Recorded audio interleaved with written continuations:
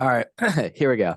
Pulled up an article during the break here. Oh So I yeah. thought it's really interesting. Maybe something you should have done an anthropology project on or something. But how do these, we're talking about Belgium, how do these golden generations come to be? Is there a theory in the soccer world, or It's an amazing question. So I guess I Spain's the other, Netherlands, like you said I, before. I love that's such a good point. So I think that so here's my take on this. I think golden generations are only possible when you're a nation that doesn't consistently produce talent. So Hmm. you can of course have a golden generation if you're an amazing team like a Brazil, a perennial power, a Brazil, a France, right? But golden generations really only become prominent when it's a team that was kind of nothing. And then years later, it's like, whoa, this team is a World Cup contender. So Belgium, again, is a perfect example. And look, I could be talking totally out of my ass here, but I don't think Belgium was really anything years ago.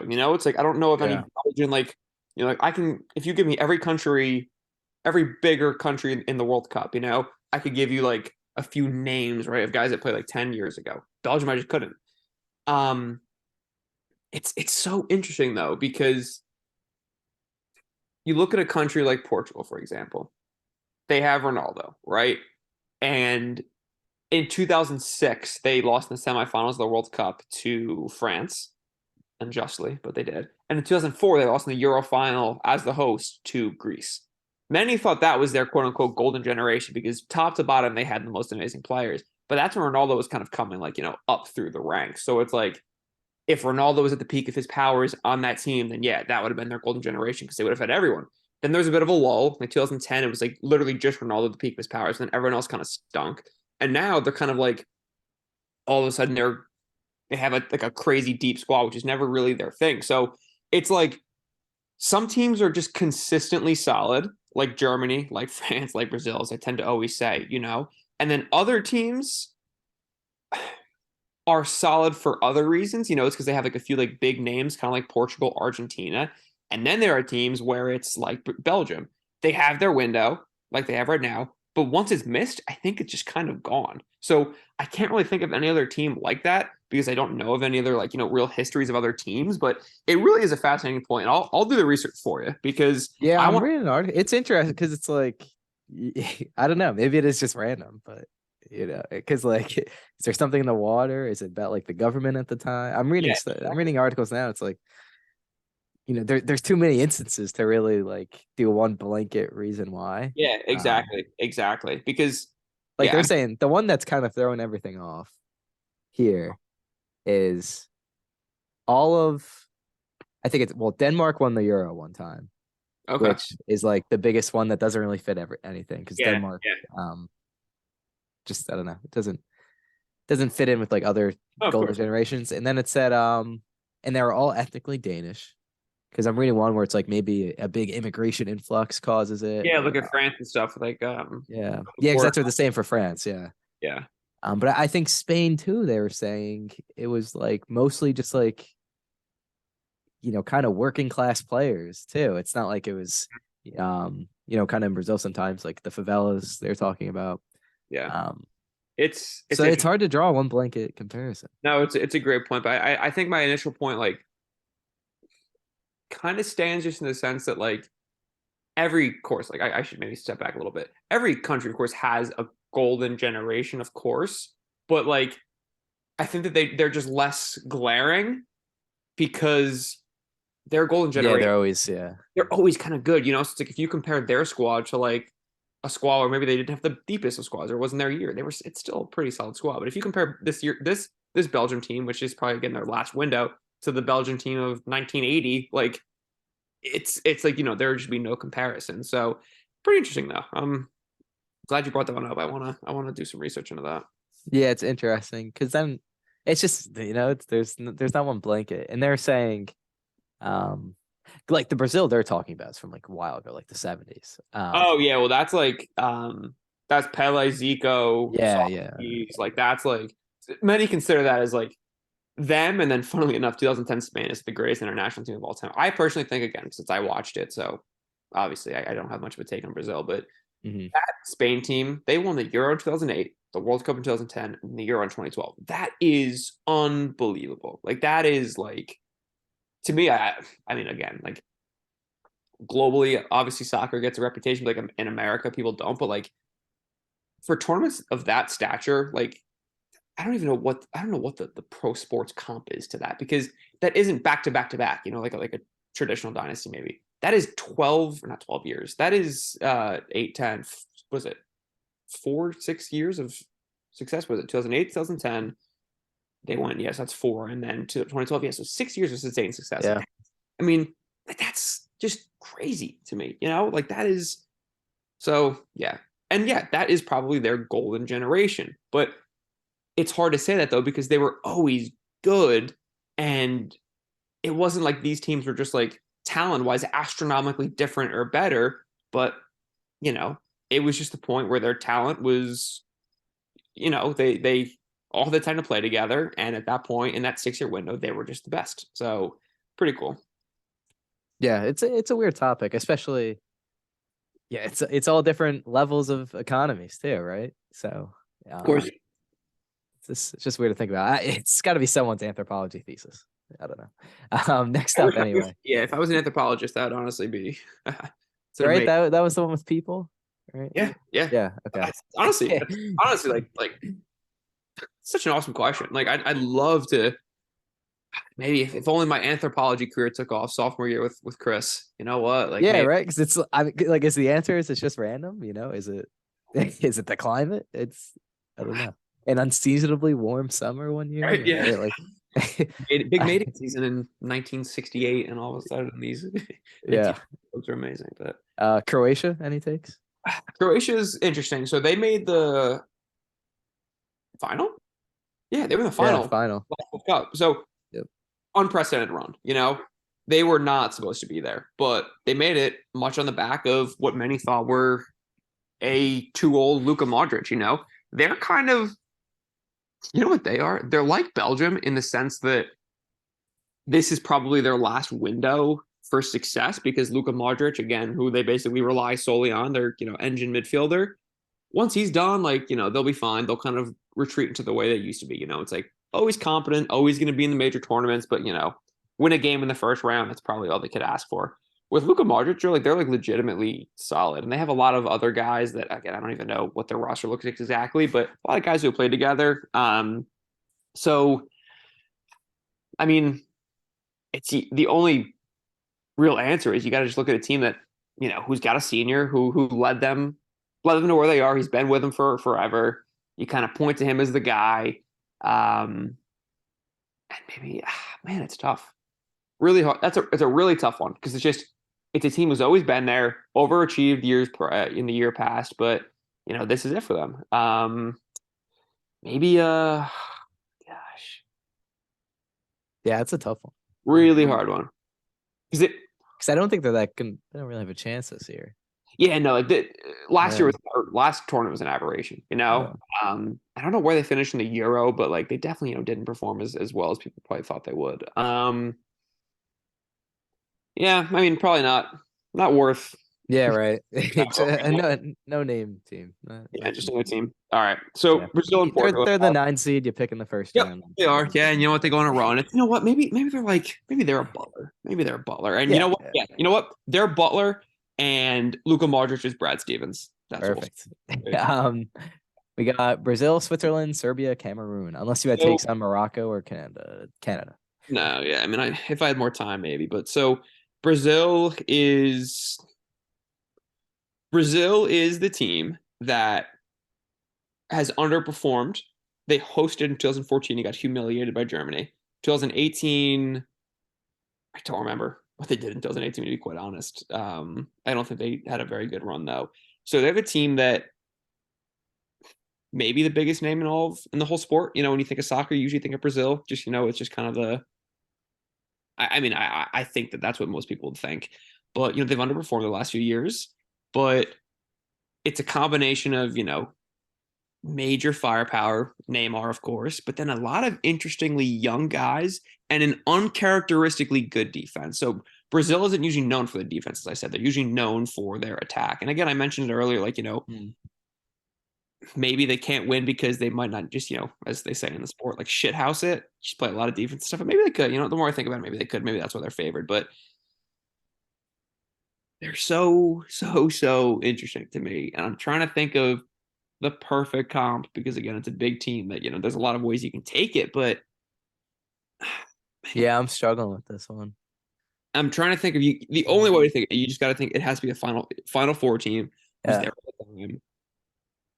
It's not Kentucky because Kentucky's too. Maybe is it Kentucky? No, Kentucky doesn't scream to me.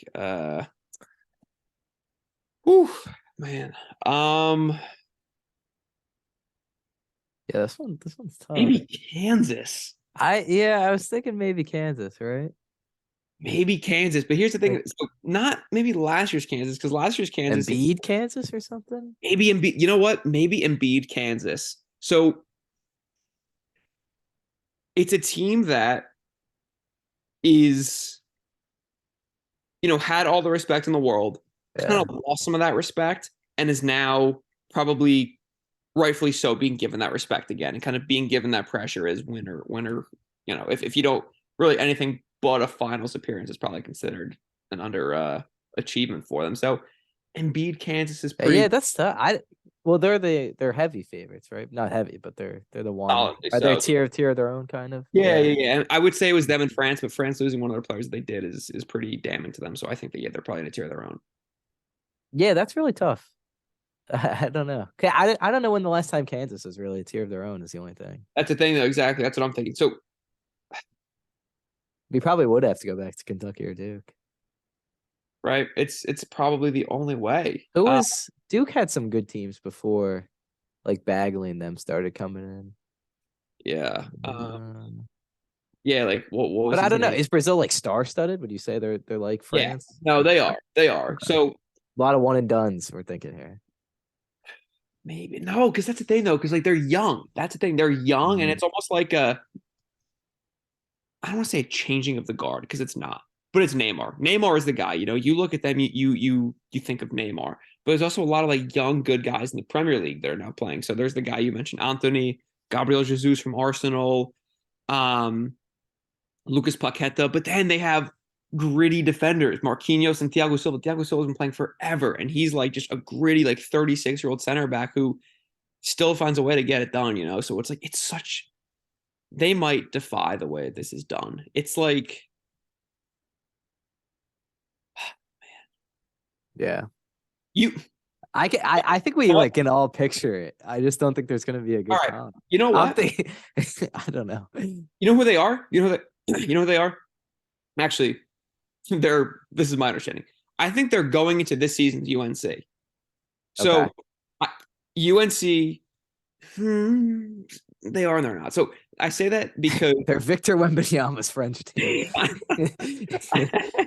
I say that because the only thing that's kind of throwing that off is that UNC overperformed last year. Brazil hasn't really overperformed in a while. But the reason I say that is because I think that UNC's been a power in the past, but have probably underachieved in the last few years, other than the Marcus Page year, right? So that kind of throws it up. But again, that's at this point kind of long ago.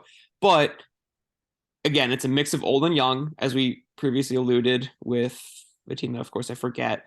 But they now have the expectation that they maybe haven't had so much of in the past. I feel like, what's the last UNC team that kind of had like the big expectations? Yeah, it's true. So that's kind of the why I'm thinking that. But again, there's not a perfect one. Maybe that's what I'll think about too. But yeah.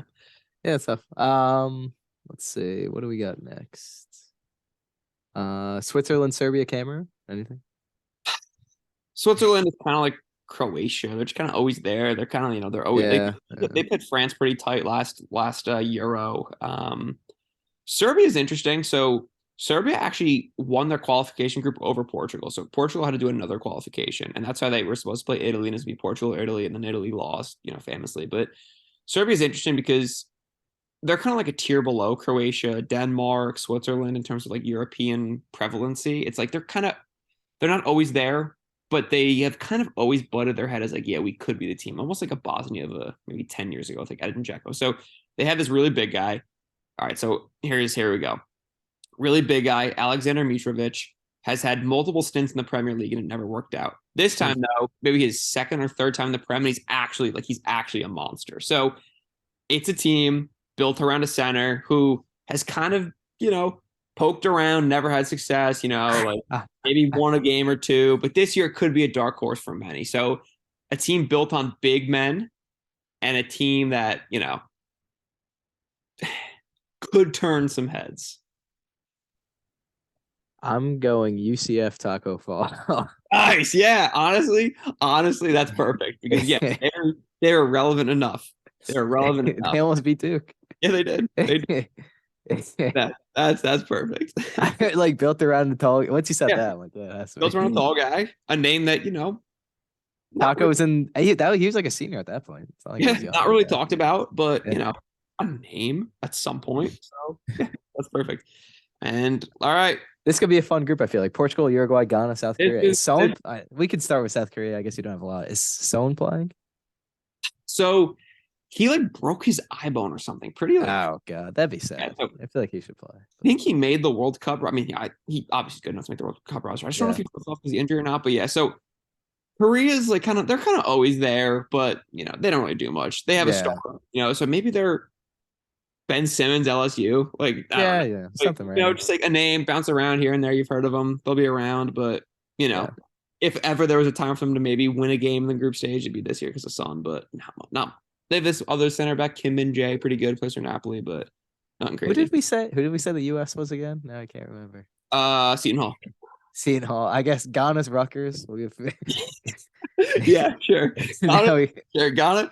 Unless you have a take on them, I don't know. No, I mean the only thing about Ghana is that like, I think to me, Ghana will be forever.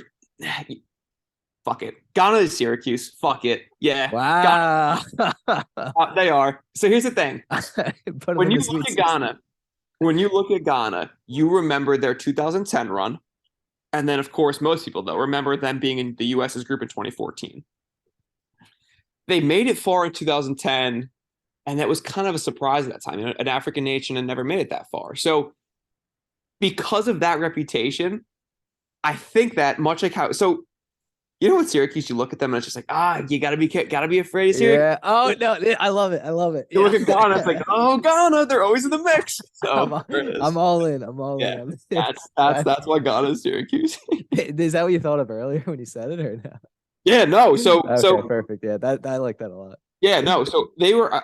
It's like so. Well, originally I said Chile, but I was like, Chile's fun. But they're not in the World Cup, so I was stewing one up. And believe me, I was not going to leave this podcast without giving a real Syracuse pick. So it's 1,000% Ghana.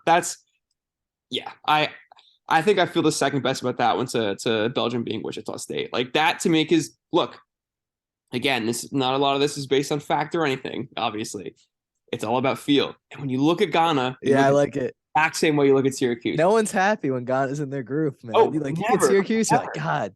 Like, oh man, Ghana, they're always there. It's like they may not be the best, but they're always there.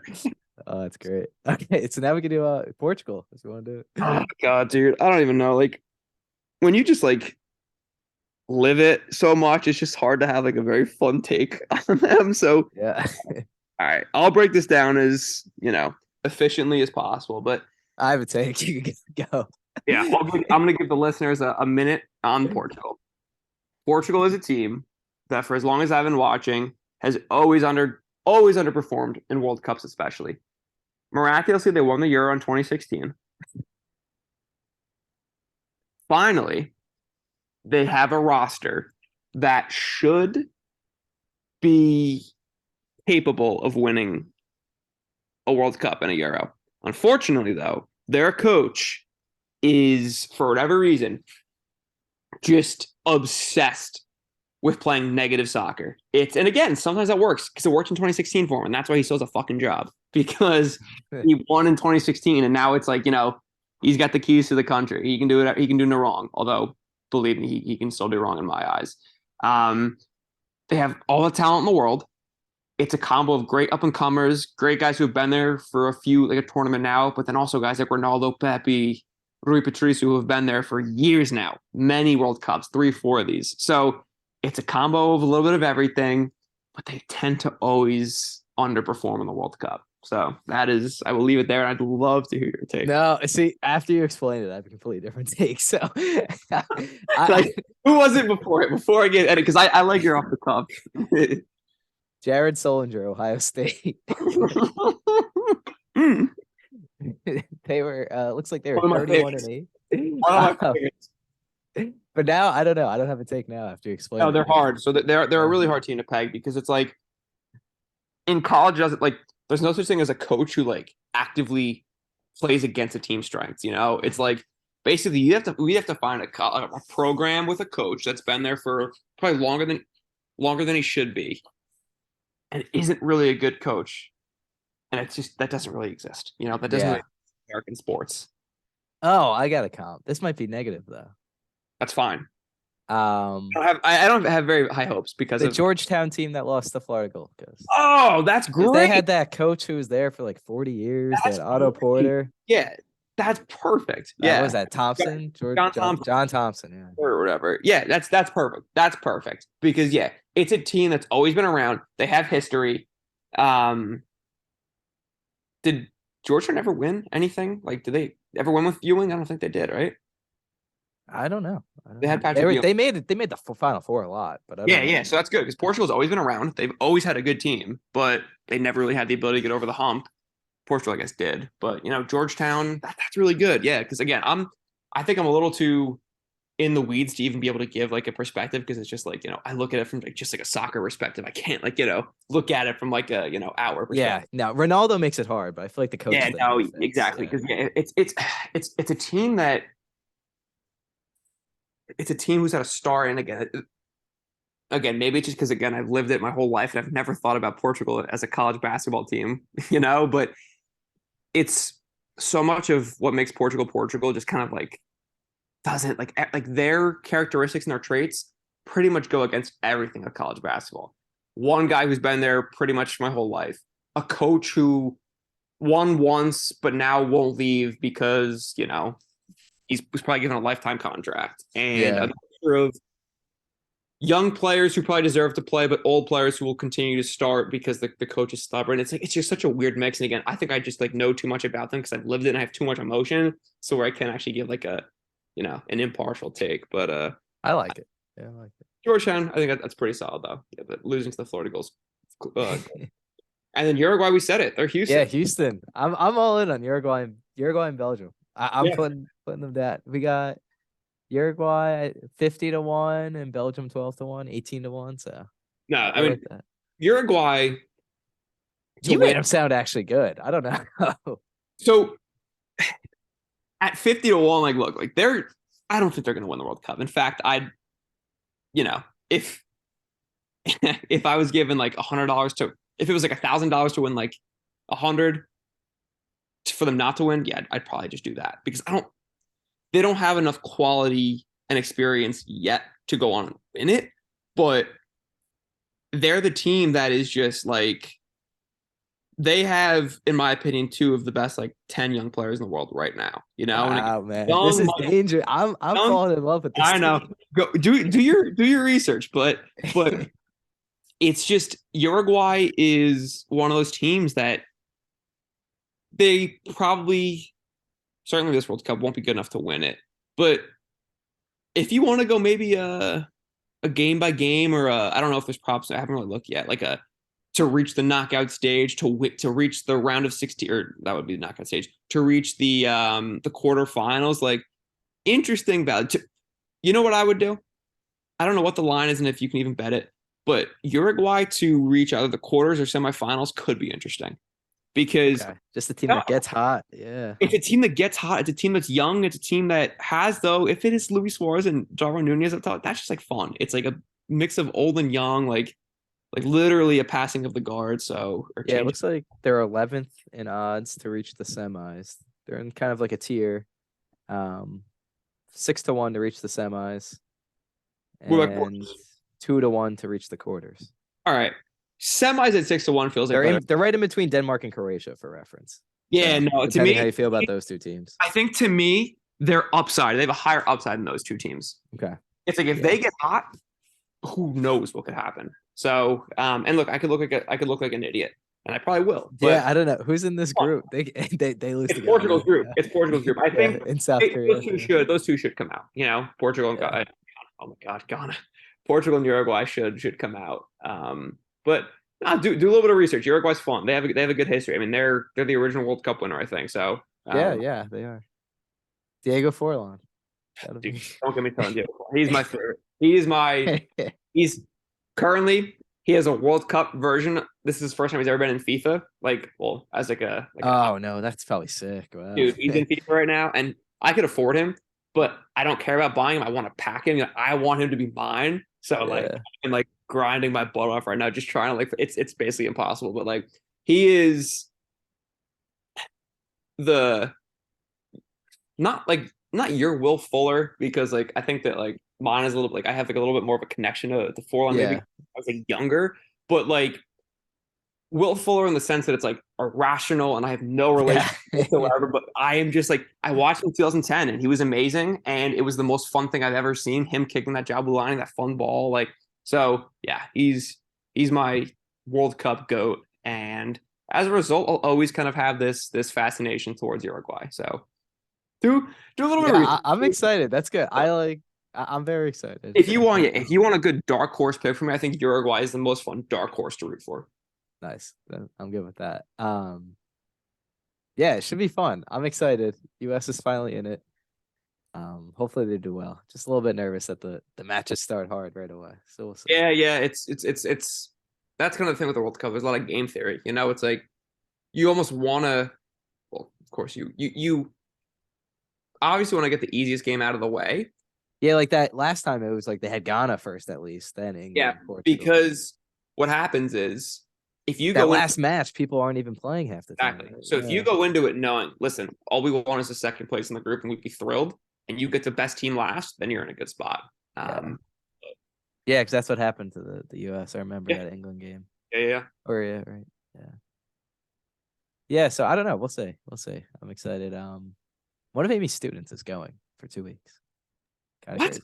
How old are her students? 6th grade. Get out. That's going to Qatar is the weird thing, but I don't know. I guess. Yeah, I mean, this is the World Cup where it's like, you know, I don't know. I mean, maybe. Yeah, I was very confused when she told me. But, yeah, and that I'll say last thing about that golden generation thing. I wonder if this happens in the U.S. Someone should look into this with states, because like that's the only thing that makes me that could provide some good evidence too. Where like, does Michigan have golden generations compared to Pennsylvania? You know? It's so hard to tell though, yeah, because like with those European countries, it's one sport. You know, it's so easy to track. Like we'd have to go sport by sport. Oh, dude, if we got we just need to get Chris involved. All right, next time we hang out again, it's long overdue. We need to find a way. We got to get Chris to extrapolate a data set. Every athlete, where they were born, when they were born, what sport they played. And we could do that, you know? And then we could just kind of see if we could find a trend. Like, oh, look, in 1996, these athletes were at the top of their game. So let's look back to when they were born. Yeah. I think we just give Chris some absolute like I don't know. He would dive in. That's funny. I think we cracked the code though. I think everyone got some good comps here. Now I feel like I can root knowing the team better. So listen, that's what I was hoping. That's what I was hoping to do with this. You know, it's like maybe if I put in, because I think college is the best because the World Cup, it's like not necessarily anything goes like college, but it works differently from other sports because with college there's tradition. You know, it's like you don't have a tradition with like football teams necessarily. It's like Patriots are always good. Houston Texans always suck. Like college, there's like kind of there's layers to this. Yeah, exactly. Different like textures too. Like in football, you know what I mean? Different ways. Some teams are old, some teams are always young. Different ways you can slice it. We're gonna have to listen back on this though, because again, we all hang out. Which we're gonna present this to Kian will like this especially. Yeah, maybe I'll send it. This is gonna be a good one. I'm gonna send this out to. I actually think this might be our best one, so I'm gonna send it out to a lot. Listen, I think look, this is my ultimate passion. Football. Football's my like. I don't want to say new passion. I've always watched it. Like I've gotten into football these past 2, 3 years, of course, but I mean soccer, I've been just always into it. So I kind of have more like the historical perspective, much like how you have it with football, I have with soccer. So Yeah. I think it's a good balance. But yeah, maybe, you know what? Maybe I don't know. Maybe we have to work in 3-parters now to these Yeah, well, podcasts. this is We're crazy. gonna So have what's to. your official prediction? What are you walking away with? What's the I'm gonna stick with Germany. I okay. looked at the roster and I honestly I feel pretty good about them. I think it's look, with any prediction I ever make in any sport, I always try to deviate from like the norm. Yeah, you got to take like the second or third tier. Usually it That's where doesn't the work, but yeah. I think that if we're looking at sort of that tier below Brazil, one more below France, I think Germany's is the what do you have their odds right in front of you? This says 10-1. So that might be a third tier, maybe. That would be yeah. They're right in between Belgium and Spain. So that's below England and Argentina. So that's Yeah. tier. I said that's Yeah. like tier Yeah, they three. have England and Argentina at 7-1. So a little bit of a drop That's like off. tier 3, tier 4. Okay, I like that. I feel good about that one. Yeah. Yeah, it looks like Brazil tier of their own, France tier of their own, Argentina, England, Yeah, Spain, Germany.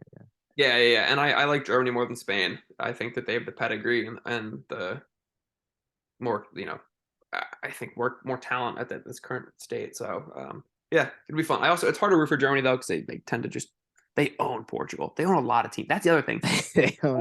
They own a lot of teams. They own England. They own Portugal. France. Do they own France? Nah, I don't know. I don't think they really do. But yeah, so a lot of fun. Yeah, Man, I'm glad. Let's see.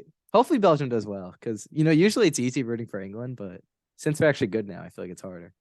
Like it's easier to root for them when they've like sucked for 60 years, but yeah, like they just made the final, so now they're kind of obnoxious to root for. yeah. No, that's very much. I mean, I've never liked England because England hates Portugal. I don't think Portugal really owns England, but Portugal, Oh, I just realized too, no Italy. Yeah. yeah, it was again kind of just screwy. But neither Portugal nor Italy qualified directly, so they had to go through a Oh, play. I forgot about that. They Yeah. go through a play-in. They basically it got drawn where Portugal and Italy were to meet in their winner goes to the World Cup match, but Italy lost to Northern Macedonia, so like kind of hysterical. Yeah. It's gonna be fun. I mean, it's been a long time since the US is in. Yeah, weird. It's So in the winter. Haven't really we didn't really deep dive into that very much, but you know it's I don't mind it though because it would have been in the summer, so it would have already been over. So it's not like it would have been next summer, So like we already probably would have. good for FIFA, like Ultimate Team. Oh, Like that's actually going on during the Ultimate it's Team peak. amazing right now. Like it is crazy, but it's been tough because I've been going to the office more, so Yeah. bit of a lot of screen time. That's all I'll say. A lot of screen time. It's not. So there you go. Hopefully we'll see. I guess hopefully we'll have time to do one next week. We'll see. It'll be Thanksgiving Eve. Maybe we'll have to figure something out. Yeah. Um, But we'll be but able to. We can start we'll checking. see. And then at this point, yeah, we'll be probably the first set of games will be over. We'll So do a nice. We'll do a group stage recap. That'll probably be in like a week and a half or 2 weeks. yes, yeah. We'll do a group stage recap, sort of a knockout stage prediction. That'll be fun. Yeah, because they will have a real feel. Once I see these guys in action, I'll be Yeah, exactly. It's gonna be hysterical, and all of our predictions and whatnot get absolutely just thrown out of the water. Like Uruguay gets bounced, and they're nothing like a frisky Houston. And oh man, yeah. Yeah. I could see that. All right. Anyway, tough. That was that was the peak. I think it's gonna be hard to top this one for us. yeah. Good luck. I mean, hey, I say Taylor picks for NFL. I can't give the same ringing endorsement for what you just No, did. no. I don't. But, I don't. I've done basically zero research. This is basically all based on my just my enjoyment of the sport. I don't really. Yeah. I've never deep dived in from a betting perspective. The only international tournament bet I've ever hit was Ronaldo to be the top scorer in the Euro, and I bet on like 5 different guys, so it doesn't really count. Yeah. So not financial advice, but Never. Germany, Belgium, and Uruguay. It's There you go. it's for when Portugal and the U.S. inevitably get knocked out. You have another, Portugal for me, but for the listeners, and U.S. inevitably gets knocked out. Sorry, find another team to latch onto. It's more fun than rooting for France and Brazil. Yeah. I think I don't know. I don't know a ton about this US team, so I'm excited to learn a lot about them. I barely do. Because they were the same team for so long. It's it was that Michael Bradley, Bob Bradley, Landon. Like you knew the whole roster. But now it's like, Yeah, I if probably this don't know tournament was names. played 3 years ago, maybe 2 years ago, you would know it inside and out. Just you wouldn't. Oh yeah, from the FIFA team.